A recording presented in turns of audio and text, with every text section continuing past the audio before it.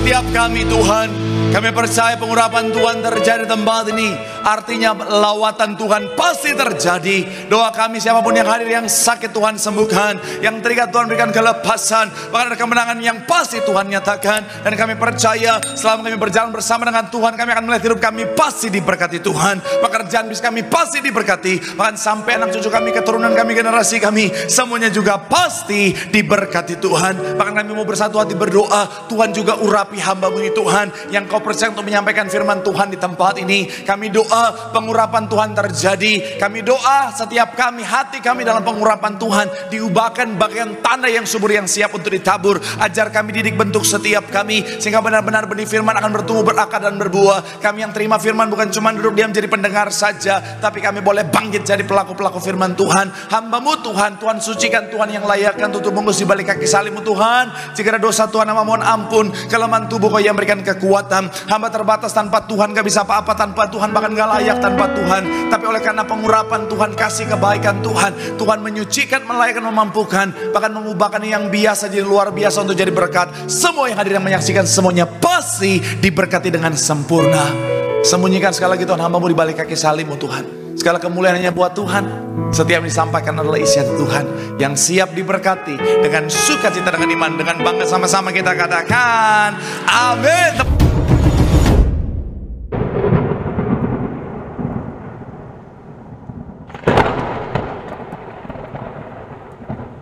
Tepuk tangan yang paling meriah buat Tuhan. Silakan duduk saudara. Terima kasih buat setiap rekan-rekan yang sudah mulai dengan luar biasa. Dan dari mimbar ini saya mau sampaikan salam damai sejahtera. Shalom. Sekali lagi shalom. Haleluya. Dalam Tuhan ada sukacita, amin. Dan di mana ada sukacita pasti ada senyuman di wajahnya. Boleh sama-sama berikan senyuman dulu. Jumpai kanan kiri depan belakangmu, katakan mari bersukacita dalam Tuhan. Yuk minimal 2-3 orang kiri kanan depan belakangmu dengan senyuman yang paling manis, katakan mari bersukacita dalam Tuhan. Haleluya. Yang jomblo 5 orang ayo. Haleluya. Haleluya. Haleluya. Haleluya. Senang bisa jumpa saudara minggu lalu karena hujan-hujan pada kemana, entah kemana semua saudara. Tapi puji Tuhan hari ini sudah kembali. Domba yang hilang sudah kembali. Puji Tuhan. Puji Tuhan. Dan saya senang bisa jumpa saudara, kembali melihat semangat yang luar biasa. Saya mau bilang saudara, orang yang semangat, orang yang setia cari Tuhan, janji Tuhan, hidupnya anak cucunya pasti diberkati Tuhan. Tepuk tangan sekali lagi yang paling meriah buat Tuhan. Sama-sama bilang sama saya, aku pasti diberkati Tuhan. Anak cucuku pasti diberkati Tuhan. Bilang kanan kirimu, kamu juga pasti diberkati Tuhan. Bilang sama yang ngomong semangat. Bilang sama yang ngomong senyumnya mana. Tepuk tangan dulu yang paling meriah buat Tuhan. Haleluya. Yuk langsung saudara yang bawa Alkitab, kita mau angkat Alkitab kita. Alkitab juga boleh, Alkifon juga boleh. Yang gak bawa Alkitab angkat tangan juga boleh. Sama-sama dengan iman percaya. Sama-sama kita katakan dalam nama Tuhan Yesus, aku percaya Alkitab ini adalah firman Tuhan. Setiap kata kalimatnya sanggup memberkati aku. Dan hari ini aku pasti diubahkan, aku pasti dipulihkan dalam nama Tuhan. Ini sama-sama kita katakan amin. Mazmur 25 ayat 4-5 jadi ayat pembuka dan pengantar pembahasan kita. Yuk Mazmur pasal yang ke-25. Kita akan baca saudara ayat 4 sampai ayatnya yang ke-5 untuk jadi pembuka dan pengantar pembahasan kita hari ini. Saudara yang sudah di sana boleh bilang aku diberkati Tuhan. Yuk sama-sama kita baca Alkitab kita. 3. Ya, beritahukanlah jalan-jalanmu kepadaku ya Tuhan, tunjukkanlah itu kepadaku. Bawalah aku berjalan dalam kebenaran-Mu dan ajarlah aku, sebab Engkau ku nanti-nantikan sepanjang. Sekali lagi saudara. 3. Ya, beritahukanlah jalan-jalanmu kepadaku ya Tuhan, tunjukkanlah itu apa? Kepadaku. Bawalah aku apa? Berjalan dalam. Sama-sama bilang sama saya, berjalan dalam kebenaran. Sama-sama bilang sama saya, berjalan bersama Tuhan. Selanjutnya, dan ajarlah aku, sebab Engkaulah yang menyelamatkan aku. Engkau ku nanti-nantikan sepanjang. Saya mau bilang saudara, Tuhan mau saudara dan saya senantiasa berjalan bersama Tuhan. Katakan amin. Yang Tuhan mau, sekali lagi, saudara dan saya senantiasa berjalan bersama dengan Tuhan. Dan saya mau bilang, orang Kristen yang punya pemahaman yang benar pasti tahu betul bahwa dia harus berjalan bersama dengan Tuhan. Makanya dalam perjalanan kehidupan setiap kita dalam Tuhan, apalagi kita sejak anak sekolah minggu, saudara, kita sudah diajarkan satu pujian, jalan serta Yesus, jalan serta Dia setiap hari. Saya mau bilang, saudara, yang Tuhan mau setiap hari kita berjalan bersama dengan Tuhan. Yang Tuhan mau setiap langkah hidup kita berjalan bersama dengan Tuhan. Yang Tuhan mau setiap musim hidup kita berjalan bersama dengan Tuhan. Karena saya mau bilang, saudara, ketika kita berjalan bersama dengan Tuhan, hidup kita pasti luar biasa. Yang setuju boleh berikan tepuk tangan yang paling meriah dulu buat Tuhan. Haleluya. Dan saya mau bilang, saudara, sekali lagi, setiap tindakan ada konsekuensinya. Sama-sama bilang sama saya, konsekuensinya. Amin. Termasuk bicara tentang berjalan bersama dengan Tuhan. Dan itu yang menjadi judul kita hari ini, saudara, adalah bicara tentang konsekuensi ketika kita berjalan bersama Tuhan. Sama-sama bilang sama saya, konsekuensi. Sama-sama bilang sama saya, berjalan bersama Tuhan. Doa saya melalui firman Tuhan hari ini, saudara dan saya semakin setia berjalan bersama dengan Tuhan. Sehingga apa? Konsekuensi yang luar biasa, kehidupan yang luar biasa menjadi bagian setiap kita. Sekali lagi berikan tepuk tangan yang paling meriah dulu buat Tuhan. Haleluya. So, apa konsekuensi berjalan bersama dengan Tuhan? Yang pertama saya mencatat di sini, saudara, adalah bicara tentang adanya serangan. Sama-sama bilang sama saya, ada serangan. Sama-sama bilang sama saya, ada serangan. What? Kumaha iya teh Pak Pendeta? Aya naon? Iki piye ora ono rapopo si mangunsung hato marhojot. Pak Pendeta nggak salah, Pak Pendeta. Yang saya pikir ketika saya berjalan bersama dengan Tuhan, yang saya terima hal yang baik. Yang saya pikir, Pak Pendeta, ketika saya berjalan bersama dengan Tuhan, yang saya terima adalah kenyamanan. Kenapa poin yang pertama bicara tentang adanya serangan? Coba kita buka dalam kitab kita, saudara, 1 Petrus 5 ayat 8. Sama-sama kita baca 1 Petrus pasal yang kelima ayat yang ke-8. Yuk, yang saudara di sana boleh bilang aku diberkati. 3, ya, sadarlah dan berjaga-jagalah, lawanmu si iblis berjalan keliling sama seperti singa yang mengaum-ngaum dan mencari orang yang dapat apa? Sekali lagi 3, ya, sadarlah dan berjaga-jagalah, lawanmu si iblis berjalan keliling sama seperti singa yang mengaum-ngaum dan mencari apa? Saya mau bilang, saudara, konsekuensi pertama ketika saudara dan saya berjalan bersama dengan Tuhan, ada satu pribadi yang gak senang saudara dan saya berjalan bersama dengan Tuhan. Kenapa? Karena ketika kita berjalan bersama dengan Tuhan, dia tahu kita akan sampai pada keselamatan yang sudah Tuhan sediakan. Dan iblis gak senang saudara dan saya menikmati keselamatan. Kenapa? Karena yang iblis mau saudara dan saya bersama-sama dengan dia menderita di neraka. Iblis gak mau saudara dan saya menikmati keselamatan. Makanya ketika saudara dan saya memilih untuk berjalan bersama dengan Tuhan, dia akan pakai segala macam cara untuk membuat kita nggak betah bersama dengan Tuhan. Dia akan kirim serangan, akan kirim gangguan, akan kirim godaan, akan kirim berbagai macam hal supaya saudara akhirnya berpikir bahwa apa? Kayaknya aku harus keluar dari jalan Tuhan. Saudara ingat kisah Ayub ya? Ayub orang benar atau tidak? Tidak, Ayub orang benar atau tidak? Ada yang bilang tidak. Alkitab mana yang kau baca? Saya mau bilang, Ayub orang benar. Baru awal udah bikin pendeta emosi. Ayub orang benar, tetapi iblis akhirnya apa? Menyerang dia, saudara. Saya mau bilang, saudara, dalam kehidupan setiap kita juga sama. Makanya mungkin saudara pernah dengar ada orang yang bilang begini, Pak Pendeta, kenapa saya ketika hidup dalam kebenaran, kenapa saya ketika hidup dalam Tuhan malah makin banyak masalah, makin banyak tantangan, malah makin banyak serangan. Saya mau bilang, saudara, itu iblis. Supaya apa? Supaya saudara nggak betah berjalan bersama dengan Tuhan, saudara. Ya.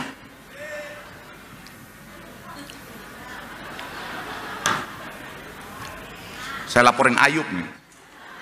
Saya mau bilang, saudara, bahkan justru ketika saudara tidak berjalan bersama dengan Tuhan, kemungkinan besar iblis nggak akan serang saudara.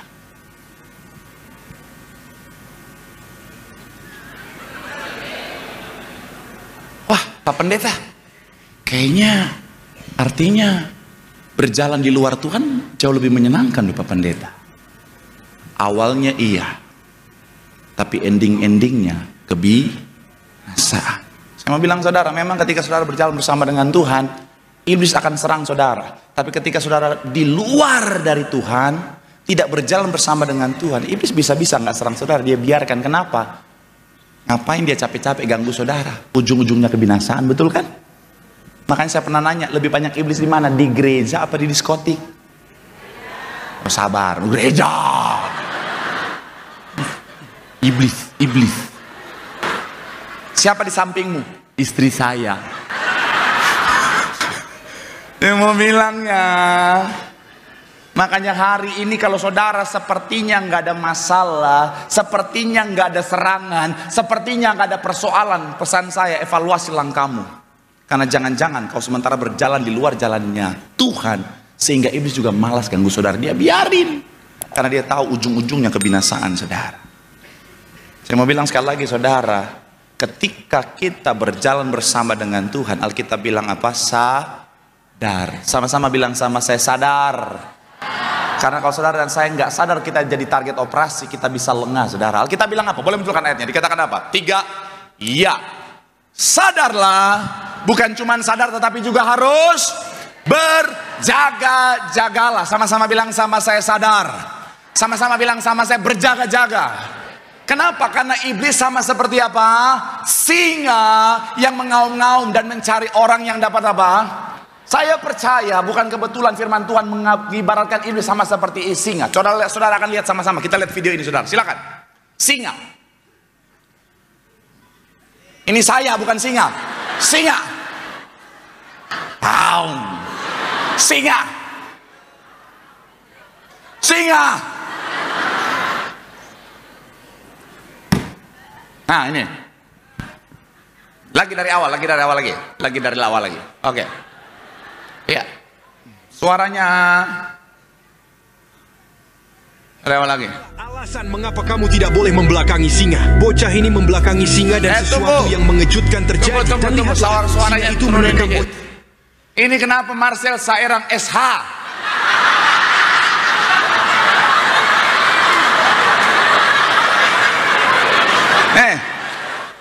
Saya tuh SE bukan SH.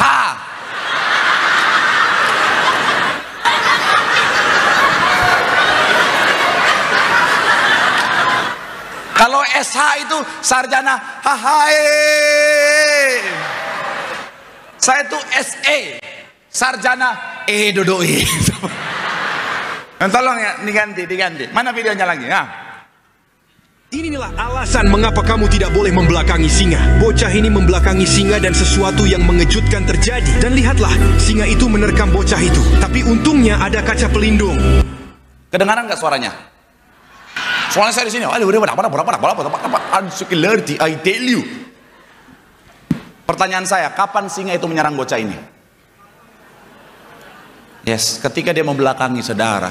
Artinya apa? Ketika dia tidak berjaga-jaga, ketika dia lengah saudara. Ada banyak ahli yang bilang begini saudara, ketika saudara dan saya bertemu dengan singa, pastikan saudara dan saya jangan membelakangi dia, tetapi tatap wajahnya berhadapan dengan dia. Tapi pesan saya, jangan cobain.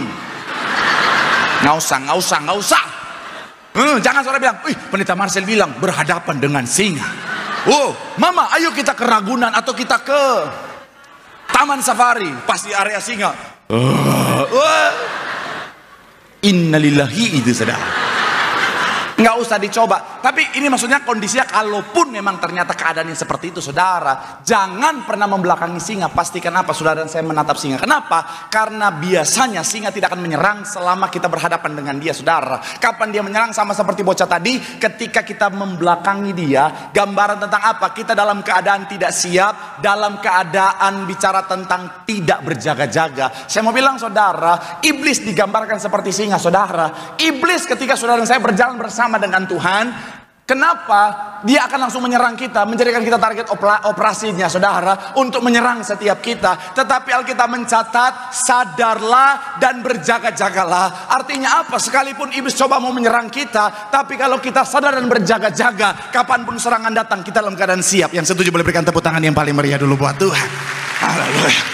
Makanya saya mencatat di sini, saudara, pastikan saudara dan saya berjaga-jaga. Kenapa? Karena iblis mau membinasakan kita. Kata ditelan dalam 1 Petrus 5 ayat 8, saudara, punya makna dibinasakan, saudara. Tapi kalau kita berjaga-jaga, kita siap, tidak akan mengalami kebinasaan. Tepuk tangan yang paling meriah buat Tuhan.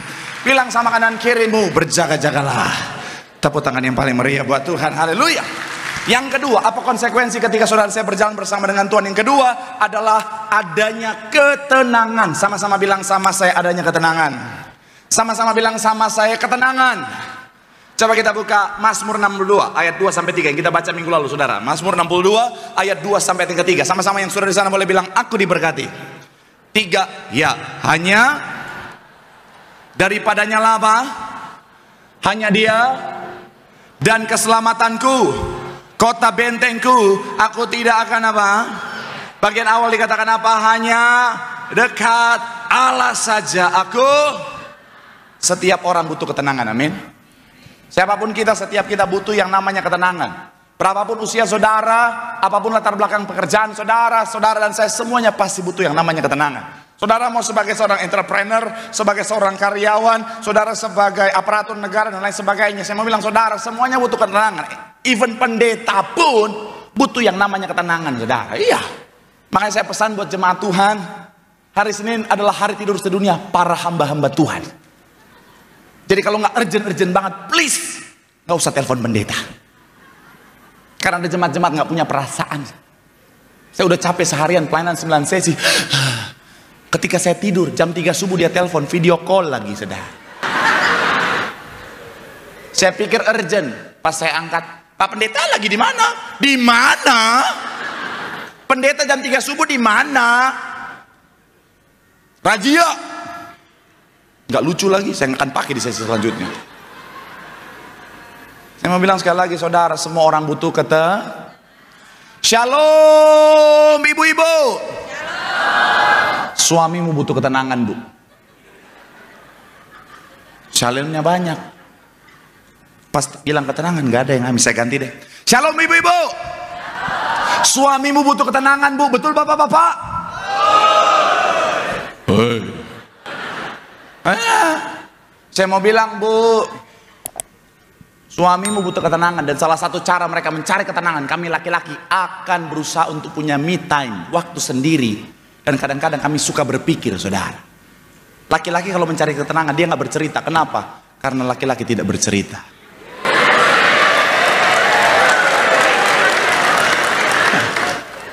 Ya kecuali Agus ya.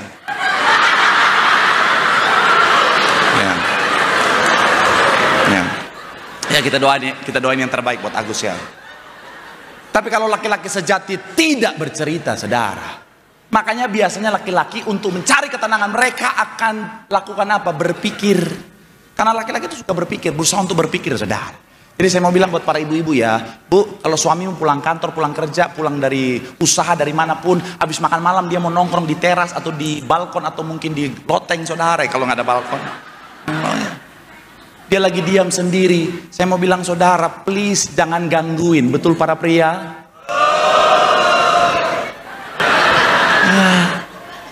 Karena mereka lagi mencari ketenangan.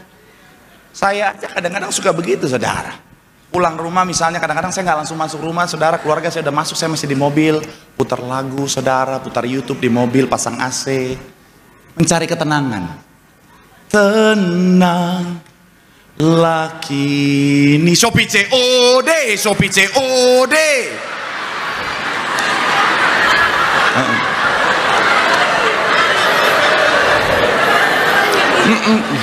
Soalnya belum premium, masih ikut. Jadi saya ganti Spotify. Tuhan lah yang ingin dengar lagu secara premium. Serba salah.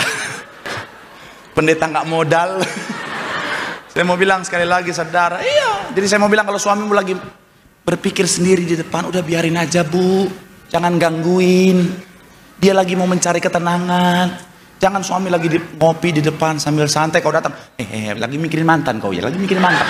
Memang laki-laki macam apa kalau bertindak kau mantan. Betul bapak-bapak? Tuh. Shalom bapak-bapak. Istrimu juga butuh ketenangan, Pak. Itu. Saya kan pendeta yang adil, betul? Saya mau bilang ya Pak, istri juga butuh ketenangan, dan salah satu cara mereka mencari ketenangan adalah dengan bercerita. Jadi kebalikannya, kalau suami laki-laki tidak bercerita tapi berpikir, kalau wanita tuh kalau mau cari ketenangan mereka bercerita walaupun nggak berpikir. Bukan yang di sini, yang di Tambun sana. Nah jadi jadi saya mau bilang, kalau istrimu lagi banyak ngomong, papa,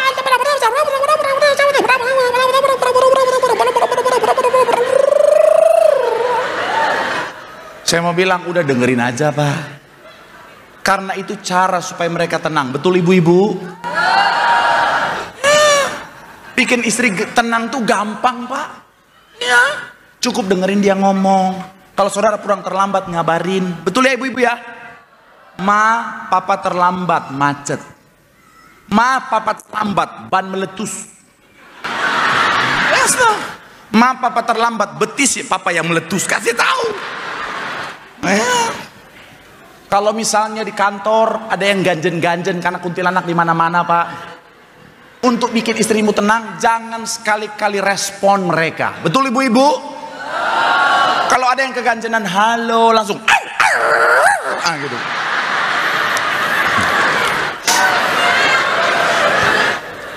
Itu kan mau kalian ibu-ibu.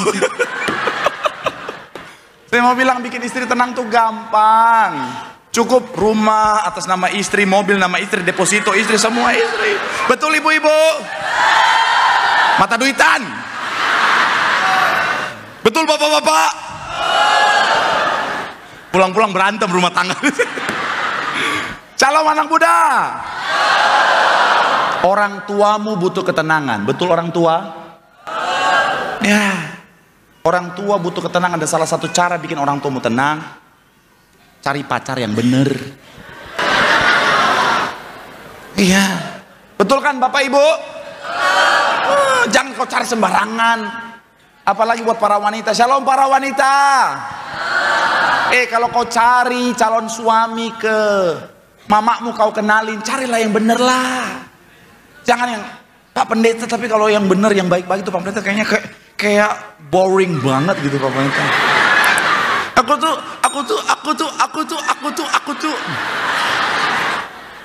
Ayan, aku tuh sukanya bad boy, Bapak, bad boy, adrenalin, mama kau adrenalin. Janganlah. Saya mau bilang, saya pendeta, saya sayang semuanya ya, ayolah, carilah jangan yang bad boy lah, mendingan sad boy. Nggak apa-apa. Yang penting jangan judulnya, tapi yang penting menghasilkan. Jangan yang urak-urakan. Kau kenalin ini laki-laki. Waduh, mak, ini mak, calon ayah untuk anak-anakku. Datang urak-urakan. Ketemu orang tua.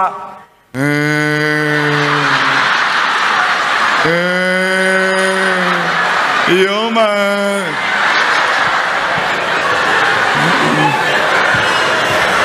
Mama kau.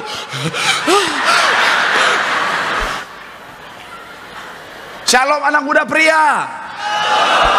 Orang tuamu butuh ketenangan. Kalau bawa calon istri, cari yang bener lah. Jangan perempuan, udah mohon maaf ya, mau dia dari luar negeri kek, mau dia dari mana kek, pastikan yang tahu etika lah. Jangan kenalin ke mama, ma ini ma calon istriku ma, pakai baju ini kebuka, sana kebuka, sana. Waduh, buser kemana-mana saudara jalan. Wah, pulang rumah, mama kau,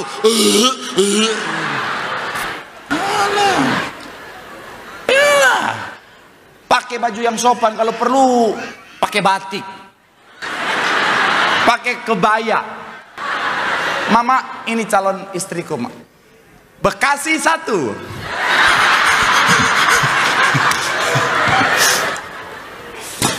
Aduh, oh enggak Pak Pendeta, calon istri saya itu Pak Pendeta, dia datang, saya kenal nama mamaku, dia pakai rok panjang kok. Iya, tapi belahannya sampai ketek, sama aja.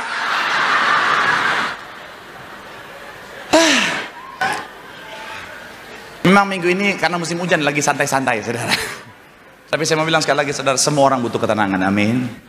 Mungkin saudara berkata, Pak Pendeta, bagaimana saya bisa menerima ketenangan, memiliki ketenangan Pak Pendeta, kalau hari-hari Pak Pendeta, dunia yang sementara kita jalani adalah dunia yang penuh dengan hal-hal yang jahat, hal-hal yang buruk Pak Pendeta. Bagaimana saya bisa ngalamin yang namanya ketenangan Pak Pendeta, kalau iblis sedang menjadikan saya sebagai target sasaran utamanya Pak Pendeta. Saya mau bilang saudara, justru itulah karena ketika kita berjalan bersama dengan Tuhan, kita nggak takut, kita bisa tetap tenang, karena kita tahu ada perlindungan Tuhan yang sempurna. Yang setuju boleh berikan tepuk tangan yang paling meriah buat Tuhan.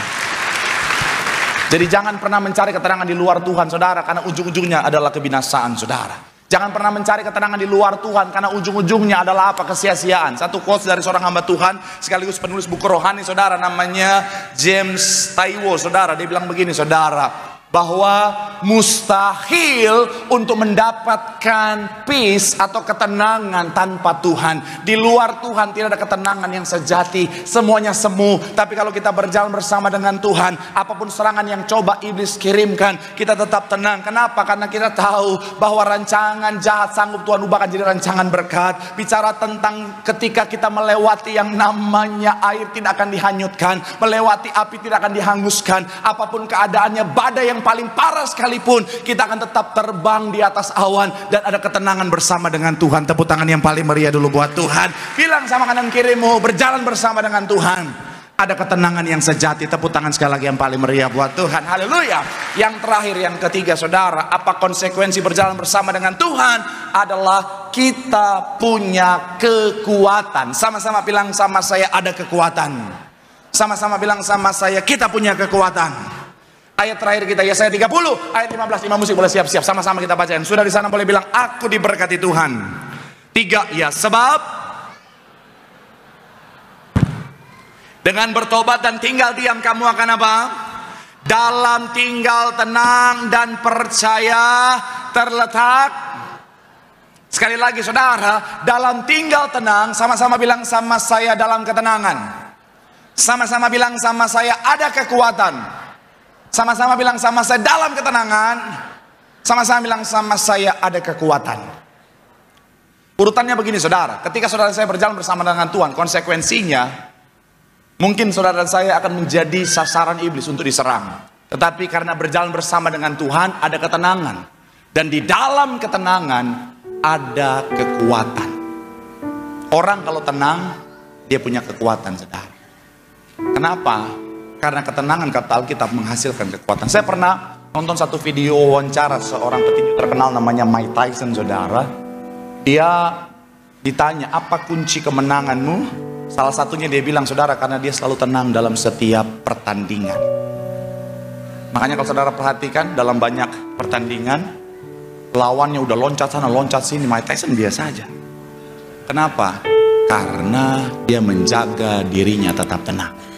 Tapi kecuali ketika dia menghadapi Evander Holyfield, ketenangannya buyar, makanya dia kalah sampai gigit telinganya Evander Holyfield. Tapi dalam banyak pertandingan, karena dia tenang, dia punya kekuatan saudara.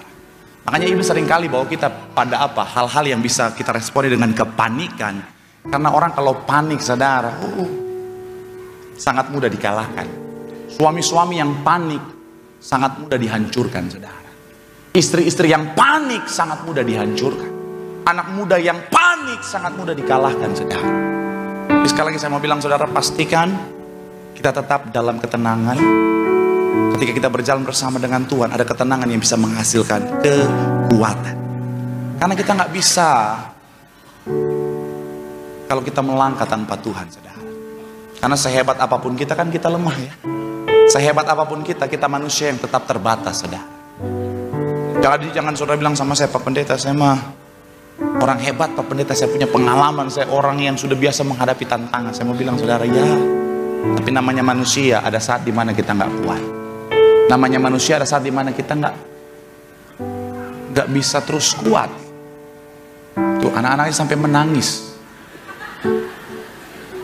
karena tuh kita Kita nggak kuat, dia menangis lebih kuat. Lama-lama saya yang nggak kuat. Tapi sekali lagi saya mau bilang saudara, iya, namanya manusia, ada saat dimana kita nggak kuat saudara. Makanya kita butuh berjalan bersama dengan Tuhan.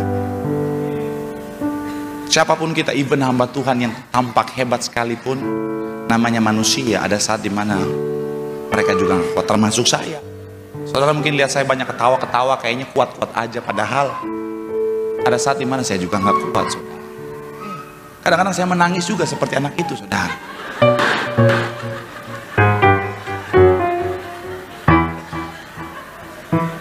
Ada saat dimana juga saya jadi Marcel sad boy.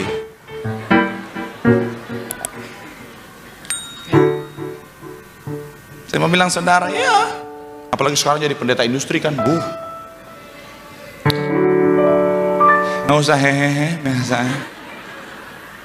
Tapi ngerasain kan, makin dikenal banyak orang tuh, konsekuensinya tuh adalah makin dilihat banyak orang.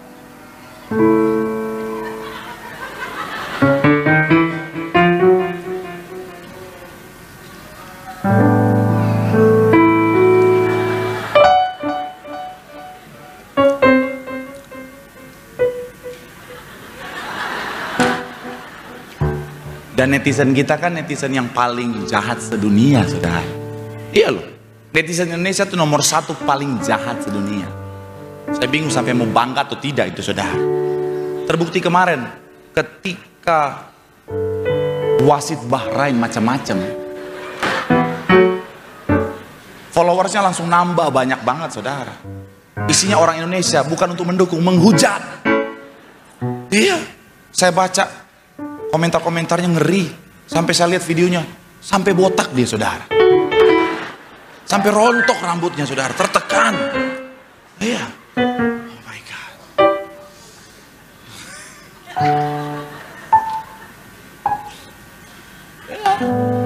Jadi ketika saya ada hari ini saudara, saya suka ngeliat. Contoh kemarin saya bikin konten bersama Bante, bersama dengan Habib, kita bikin konten yang didukung sama Kementerian Agama untuk menyuarakan Bhinneka Tunggal Ika, menyuarakan tentang keberagaman, menyuarakan tentang bahwa kita tuh agama tuh nggak ada jarak, apapun agamanya, karena kita saudara sebangsa satu Indonesia. Jadi apapun agamanya, bercanda agama pun bahkan selama nggak menghina, selama nggak masuk pada ranah teologis yang mendalam, bercanda agama tuh indah.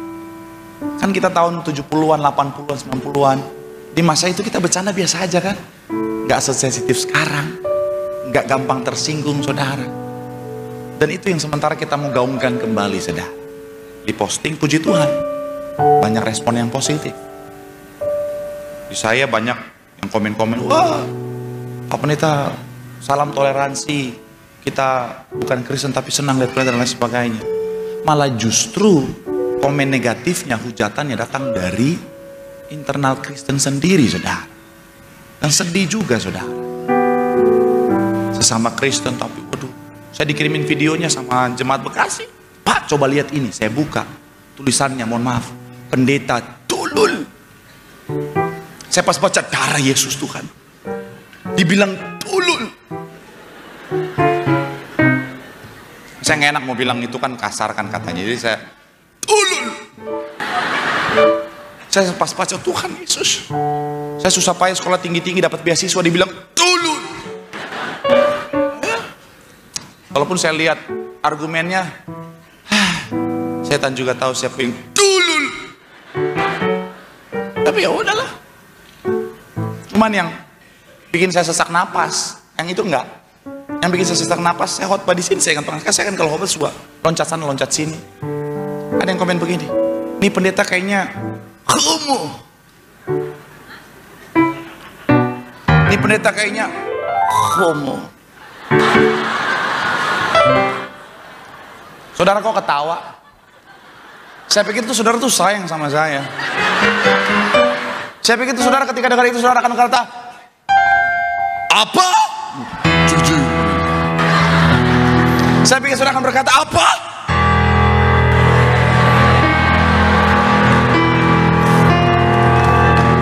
Tidak akan kami biarkan Pak Pendeta. Ini malah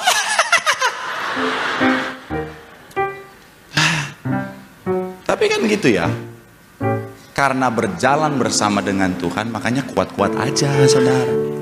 Gereja ini sampai hari ini, saya mau bilang saudara, gereja ini ya, saya masih sangat ingat. Dulu nggak seperti hari, kalau hari ini kan puji Tuhan karena online, karena orang bisa ikutin online, mereka bisa lihat seperti apa ibadah gereja kita. Zaman dulu banyak orang nggak tahu ibadah gereja kita. Ada yang bilang sesat loh saudara. Ada yang bilang Tiberias sesat. Gereja minyak. Jemaat masuk ring pulang berminyak. Iya. Sampai mereka pikir kita menyembah minyak saudara. Darah Yesus. Jadi hujatan demi hujatan itu banyak zaman dulu saudara. Tapi kenapa Bapak Ibu Gembala Sidang kita, gereja ini tetap kuat sampai hari ini? Karena berjalan bersama dengan Tuhan. Setelah Tuhan memanggil Bapak Gembala, memimpin gereja ini gak mudah. Tapi kenapa Ibu begitu luar biasa kuat sampai hari ini? Karena beliau berjalan bersama dengan Tuhan. Saya mau bilang saudara, selama kita berjalan bersama dengan Tuhan, ada kekuatan di sana. Jadi jangan pernah berpikir untuk, ya udahlah aku berjalan sendiri saja, jangan. Karena di luar Tuhan kita nggak punya kekuatan. Sebelum saya tutup khotbah saya pernah pakai analogi ini saudara. Daripada tim saya nongkrong di belakang, anggap saja dia Tuhan saudara. Kalau saya berjalan sendiri, ada saat saya lemah. Tapi kalau berjalan bersama dengan Tuhan, anggap dia Tuhan saudara. Walaupun nggak cocok tapi nggak apa-apa lah ya, anggap dia Tuhan. Iya. Kalau saya berjalan bersama dengan Tuhan, di saat saya lemah, saya mau, sabar. Belum. Kalau saya berjalan bersama dengan Tuhan, di saat saya lemah, saya bisa tetap berjalan. Iya. Di saat saya lemah, saya bisa tetap berjalan. Kenapa? Jangan ketawa, udah fitness nih. Iya. Walaupun baru sampai di tahap daftar.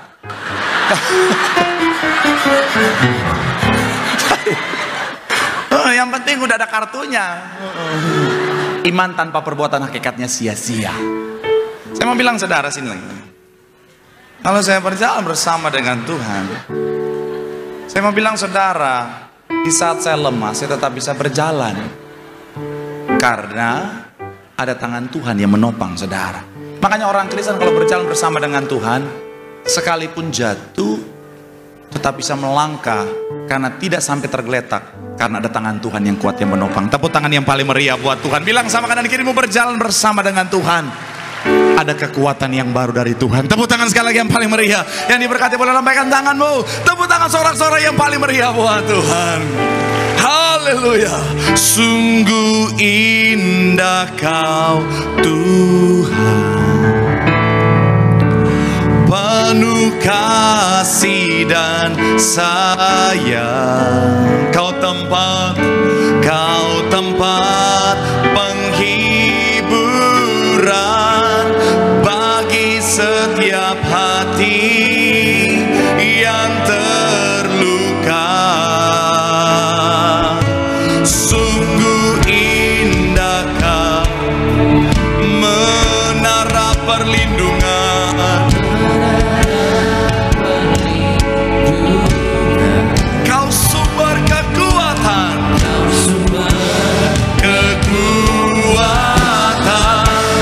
bagi semua orang yang bersama-sama boleh berikan tepuk tangan sorak-sorai yang paling meriah. Sampai kita boleh bangkit berdiri, angkat suaramu. Sungguh indah Kau Tuhan.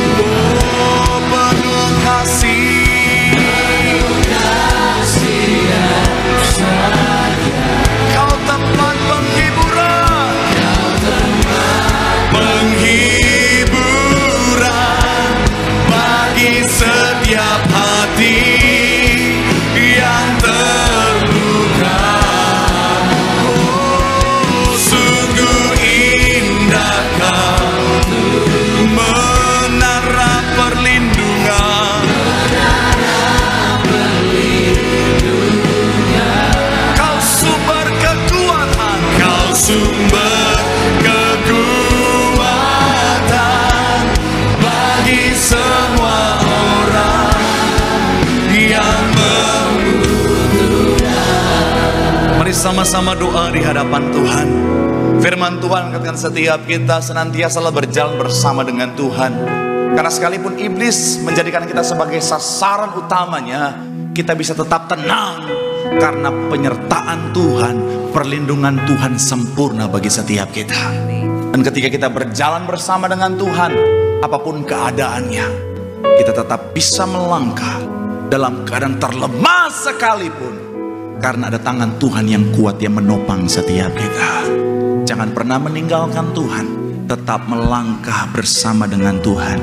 Di situ ada kekuatan yang sejati. Dengan bangga kita bisa berkata, segala perkara dapat aku tanggung dalam Tuhan yang memberikan kekuatan. Boleh berikan tepuk tangan yang paling meriah buat Tuhan. Sambil angkat tanganmu di hadapan Tuhan malam hari ini. Pandang Tuhan. Segala perkara dapat ku di dalam Dia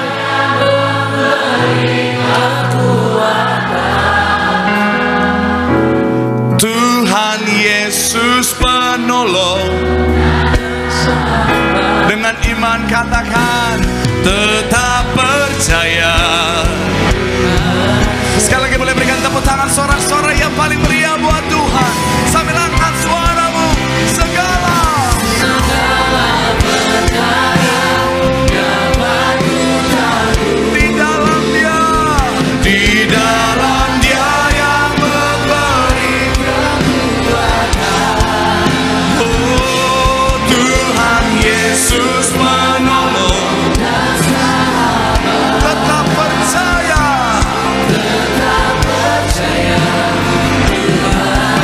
Sekali lagi dengan bangga boleh berikan tepuk tangan di atas kepalamu. Dengan iman percaya segala perkara dapat ku tanggung di dalam Dia yang memberi kekuatan. Tuhan Yesus menolong dan selamat. Mari tetap percaya malam hari ini. Segala perkara sama-sama, perkara dapat ku tanggung di dalam Dia yang memberi kekuatan. Tuhan Yesus menolong dan sahabat. Tetap percaya Tuhan setia.